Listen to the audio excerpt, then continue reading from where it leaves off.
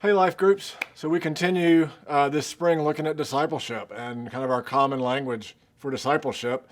And just review, the goal of discipleship is Christ-likeness, which is holy love. That's the character of Jesus. And what this looks like in everyday life, it looks like compassion, it looks like connection, and it looks like consistency in the real world with real people. Biblically, just want to look back again at the parable of the prodigal son in Luke 15, Jesus' famous parable. The point of the story, we're talking about connection. The point of the story is reconnection. The father reconnecting with the younger son, and the father's compassionate pursuit and patience to connect with the older son too. The point of the parable is connection. And the vehicle for that connection is compassion. Because true connection is holy love in practice. Let me say that again. True connection is holy love in practice. So there's a ministry in Los Angeles that's called Homeboy Industries. You may have heard of it. Father Gregory Boyle, who is a Jesuit priest in the Catholic Church, 30 years ago was sent to this neighborhood that had the highest concentration of gangs in all of Los Angeles, which means it's the highest concentration of gangs in the entire country. And he went with the church and he just started going hanging out. He was moved by compassion and just sought to be with and know the gang members. Well, out of this came eventually Homeboy Industries, and the ministry today provides former gang members with hope through life training, skill training, discipleship, and support so that they can become contributing members of society. I got to visit Homeboy Industries twice. Once 8 years ago with some seniors from Hattiesburg. We toured it, and then 4 years ago with my own family. It's an amazing ministry.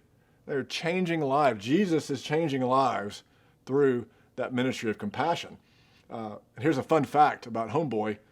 It is the largest tattoo removal service in the entire world. So how does Homeboy Industries do it?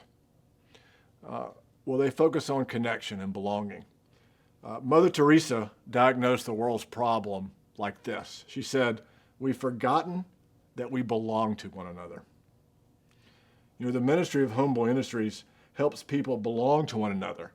It brings former enemies together, and the Holy Spirit makes them family. So the soul feels its worth. For the first time, all those men and women feel like they are worthy of love.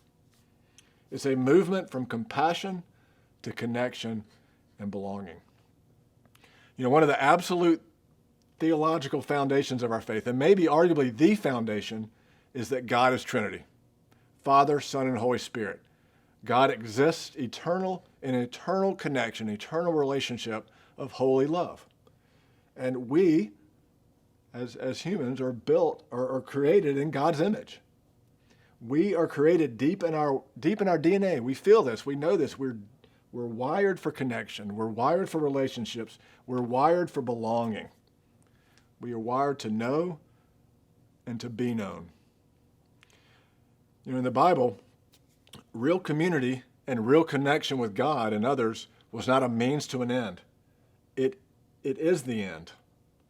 A community of holy love is the point. Look no further than John 15, where Jesus' words about the vine and the branches. It was all about connecting with God and connecting with others in this bond of holy love. We see this desire for belonging and real connection in everyday life. In my years of working in youth ministry, I spent many years before coming to OU in youth ministry, and there's a saying in youth ministry that goes something like this: faith is more caught than taught. And all that means is when you're living in connection and community with somebody, you catch what they believe more so than you were taught. It doesn't take away the need to teach, but it just means that connection, we live out faith by experiencing other people living out faith.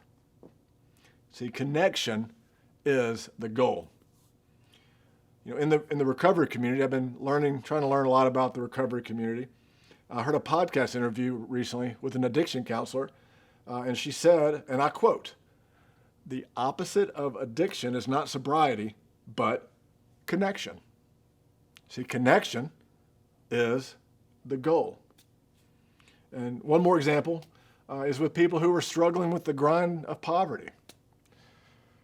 If you read through the literature about how you alleviate poverty, it comes back to relational connection is the most important factor in alleviating poverty, not material gain. See, community and connection, because connection is the ultimate goal. So what does this mean for your life group? Obviously, there's so much to say, way too much for an 8 to 10 minute video, but here are a few points for your life group. To restate the point, holy connection is not a means to an end, it is the goal. So for your group to move towards deeper connection or to maintain what you have, maybe you already have deep connection within your group, to maintain it and go a little bit deeper, it takes this, being present with one another without distractions. It takes learning to trust the hearts of those in the group that they embrace you with compassion and not judgment. And it means being people of compassion and not judgment. Number 3, being honest and vulnerable with each other, carrying burdens, defeats, celebrations, and victories. It means laughing and crying with one another. And I know that the latter makes a lot of people nervous and uncomfortable, including me. This is embracing vulnerability, which is scary sometimes. It's not my strong suit, but it's something I'm trying to work on too. It is scary. That's why Christian author Donald Miller, you may be familiar with some of his books, he wrote a book on intimacy and called it Scary Close. It's a good book to check out. And of course, all these things bring in that last C, just being consistent over time. See, compassion and consistency build trust, and trust fuels connection. Think of it this way. If you're looking at your life group and thinking, how can we build deeper connection? That's going to be hard, that's going to be difficult. Think about it like this.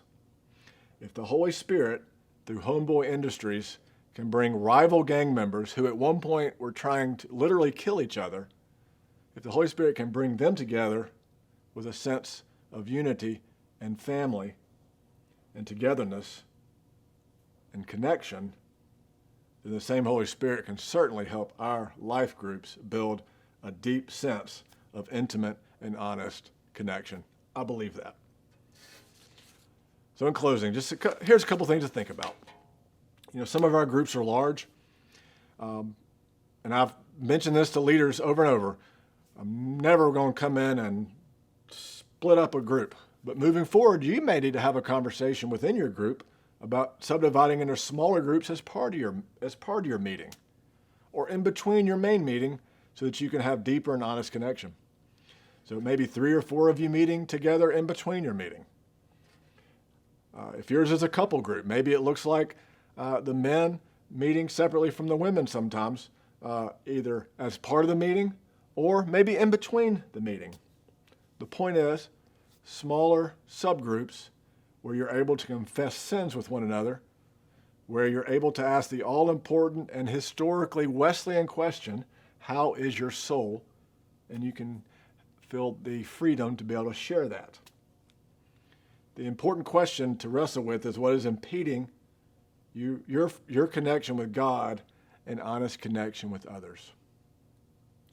See, compassionate connection with God and others over time in a consistent way is the heart of discipleship.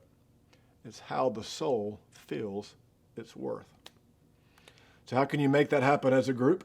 That's a great discussion for your life group. And look, let's say you're part of a life group that has gotten to that point and you're sharing intimate sharing and connection. Well, I and other groups need to hear from you, and we need to learn from that. We need you to share your wisdom with the other groups. So let's talk. Maybe that's the next video we do for next month. Because Christ-likeness is holy love. And what this looks like is compassion It looks like connection, and it looks like consistency in everyday life. Hope you have a good group.